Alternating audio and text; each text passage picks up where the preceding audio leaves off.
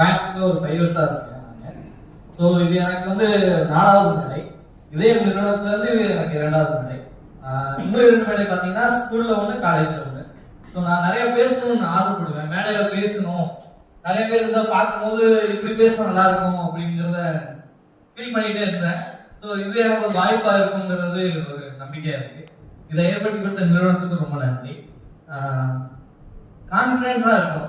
ஒரு இடத்துக்கு போறோம் அப்படின்னா அந்த இடத்துல அந்த வேலையை சரியா செய்து முடிக்கணுங்கிற ஒரு கான்ஃபிடென்ஸோட நம்ம இருக்கணும். இருந்தா மட்டும்தான் அந்த இடத்துலயுமே நம்ம போய் ஜெயிக்க முடியும்.